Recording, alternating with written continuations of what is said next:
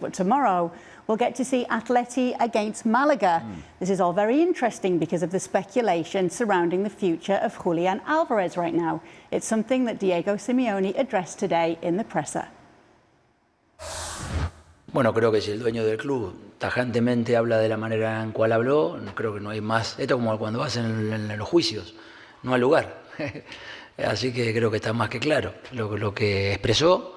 Y desde ese lugar nosotros nos comportamos desde lo deportivo, intentando cuidar a la persona, cuidar al jugador, esperar que esté en las condiciones que nosotros entendemos para que él siga cuidando el nombre que tiene y el futbolista que es y lo que nos dio. Así que entendemos que este partido no lo vemos en esas condiciones para poder jugar o participar y espero que en estos 4 días ya evolucionemos un poco más y bueno, y estemos más cerca de lo que queremos.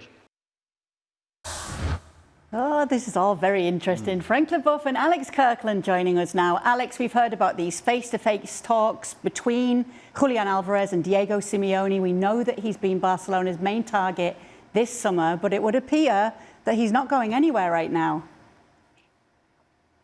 Yeah, Simeone's saying the situation is crystal clear. I'm not sure it is. It doesn't feel crystal clear to me. And to be honest, Atletico's kind of whole project this season doesn't feel clear to me either in part because of this uncertainty about Julian. I think until the window's closed, whatever Simeone says, we won't feel absolutely sure that Julian is staying. It's true that the club CEO came out and said, we won't sell him, not even for 200 million euros. As you say, Simeone and Julian spoke before training last week and tried to clear the air, basically. Julian still saying, I want to go. Simeone saying, as long as he's one of my players, I'll treat you the same. I'm not going to, leave you out, anything like that. And Simeone saying today, again, he's our best player. He's our best attacking player. I want to build a team around him. I don't want him to leave. But it's difficult and it's an awkward situation because Julian Alvarez made his position very, very clear in public during the World Cup, saying he wants to go.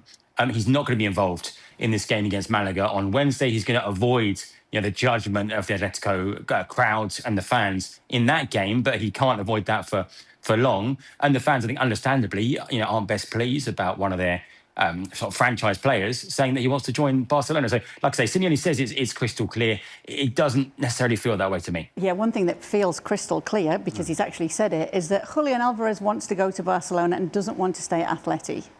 When our beloved colleague, Stephen Nicol, is cleaning his glasses all the time, right? He does this, we're just kind of peeling back the curtain. He does this ahead of every show. The reason he does this is because whatever he's seeing through his glasses is certainly not crystal clear.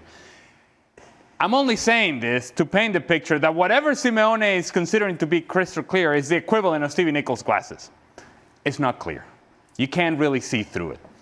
I think the situation is only going to get more complex. It's going to get more complicated for both Simeone, the player, the club president, club owner, all of it. Everybody is going to have a difficult time here because Julian Alvarez has already played his cards. He's already said his part. And so the fans' reaction, and Alex just mentioned that, is going to be one of negativity, and understandably so. But do you think that's going to make Julian Alvarez want to stay? Do you think that he's going to be like, oh, you know what? I really enjoy being booed all the time at my home stadium. Let's stay here. This is fun. No, that's only going to make the situation, again, more difficult to deal with. It's going to be a daily conversation. It's going to be a daily question. It's going to be a daily thing for everybody involved. And eventually that pushes you to an outcome. And the outcome would be for Julian Alvarez to be leaving Atletico Madrid. But the one big thing that everybody has to deal with, whether they like it or not, is that there's a contract in place. And when there's a contract in place, I guess Atletico Madrid can take the position of saying, you're not going anywhere, Julian Alvarez. Even if you're happy, unhappy, we don't care. You're playing for us. It's not great, though, is it, Frank, when you've got an unhappy player having to play for you and not wanting to be there? Oh, of course. It's even worse than that. And you all know that if a player wants to go, you have to let him go. Because he might not be the player that you have known. He might put some mess in the dressing room by his attitude, and he will never give what you expect him to give. Or I've seen him given. So it's a one-way traffic. Let him go. because it's not going to work. For Julian Alvarez, even if he stays, you know, we had the experience of Griezmann going to Barcelona, not working very well, and going back, being booed, and finishing as a legend of Atletico Madrid. So maybe it's some light at the end of the tunnel for Julian Alvarez if he has to stay. But clearly, what is crystal clear for me is Alvarez has to go. Otherwise, you won't have the Alvarez that you used to have, and it won't be effective, and you're going to waste money that you could have gotten with the transfer. Yeah, meanwhile, one player who has made it to Barcelona is Rodri. He's arrived in Barcelona, his official presentation underway, and we will be seeing him in the colours of Barca in the coming season. There we go, some scenes today with club president Joan Laporta. He's actually said after recently undergoing back surgery that he's fit and ready to play, Alex. Yeah, that's surprising to me, Kay, because all the reporting had been that he might be out for a few weeks and wouldn't be ready for the start of the season. But as you say, he's contradicted that. He said, I'm ready to go. It was a minor procedure, but still, we thought he'd be out for a few weeks. I think his signing is massive for Barca. I think it's a potential game changer in terms of the title race. I think it's a big deal for Barca. I think it's a huge deal for Real Madrid that he hasn't gone there. It's a double whammy really for Barca, what they gain and what their biggest rivals lose. There are questions about exactly where Rodri fits in, about how he sort of combines with Pedri. That hasn't always been a great partnership for Spain at international level. Let's see if it can be different at club level. But I think it's really exciting, and it's such a big statement as well that he chose Barca. So let me stick with you a minute, Alex, because I heard that at the beginning of the season you picked Real Madrid to win the title, but the way you're talking now, I'm not too sure if you're going to change your mind now that Rodri's gone to Barca.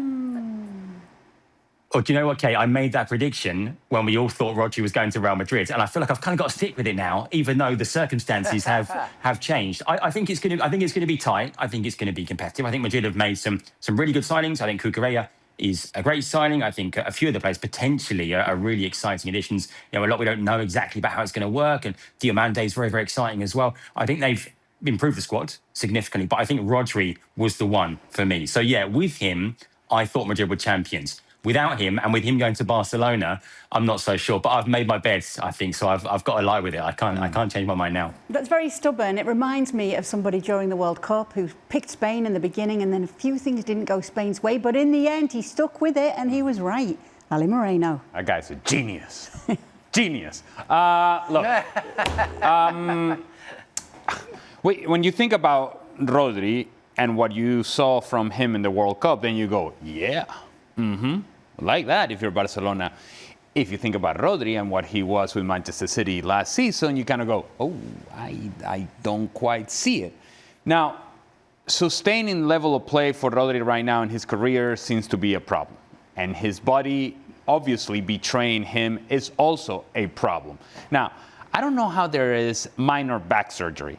I don't know how that works. If you have back surgery, I don't think it's minor, right? As it pertains to what he can do for Barcelona, and it's something I mentioned yesterday, I think it frees up Pedri to go and join in the attack. He would play sort of this deeper role midfield last season, and he did so very well, but it limited his impact in the final third. I also think, though, if you're Barcelona and you're thinking about what were your areas of need, I didn't feel like that was a particular area of need, because you have the combo package of Pedri and Frenkie de Jong, and beyond that you have Marc Bernal, who also played very well for Barcelona. And you're thinking, well, you have enough numbers in that part of the field. And in terms of midfielders ahead of them, then you have Fermín López and Dani Olmo. It seems to be crowded, that part of the field for Barcelona. So I don't know that would have been my priority, given the fact that you don't have a striker. You don't have a striker. And that's still the reality for the club. What do you think of Alex's stubbornness here? Do you applaud it? Well, I appreciate stubbornness as long as he's right. If he's wrong, then stubbornness borders on silliness. Okay, it's a good point that Ale brought up, Frank, in the fact that over the last 2 years we have seen these injury setbacks with Rodri. This is a 30-year-old player. It's a Ballon d'Or winner. It's a World Cup winner. But there have been injury issues. Yeah, that's the issue that I have with the signing for 76.5 million euros for Rodri, is because it's a speculation. Therefore, it's quite abstract. where you don't really know where you go with him. Yes, I'm 100% with Ali Moreno.